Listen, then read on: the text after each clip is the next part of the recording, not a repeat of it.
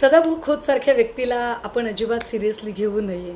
काय एक बरीच वर्ष अडगळीत पडलेला माणूस, भाजपाने MLC दिली आहे म्हटल्यावर त्यांची तळी उचलणं त्याने फार स्वाभाविक आहे. हा, पण आपण देवेंद्रजी या राज्याच्या मुख्यमंत्री पदावरच्या व्यक्तीला मात्र निश्चित सिरियस घेतलं पाहिजे.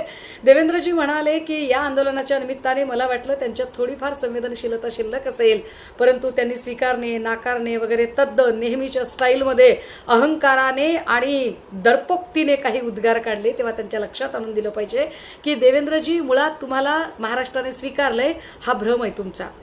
महाराष्ट्राने तुम्हाला काय पद्धतीने नाकारलेलं आहे हे एकदा जरा सगळ्या सोशल मीडियाच्या कमेंट वाचून बघा. ज्या मेनस्ट्रीमचे जे सगळे चॅनल्स आहेत त्या चॅनल्सच्या खाली सुद्धा लोक तुमच्याबद्दल काय बोलतात, लिहितात, तुम्हाला कोणत्या टोपण नावाने हाका मारतात आणि तुमच्याबद्दल काय परसेप्शन तयार लोकांनी केलेलं आहे ते एकदा समजून घ्या, मग कळेल. आणि हो, फक्त महाराष्ट्रानेच तुम्हाला नाकारलंय असं अजिबात नाही आहे देवेंद्रजी. तुमच्या पक्षातल्याही अनेकांनी तुम्हाला मनोमन अजिबात स्वीकारलेलं नाही. मग ते विनोद तावडे असतील, चंद्रकांत पाटील असतील, किंवा पंकजा मुंडे असतील, किंवा आशिष शेलार असतील, किंवा तुमच्या प्रवक्त्यांमधले सुद्धा अनेक जण, तुम्हाला कुणीही स्वीकारलेलं नाही आहे.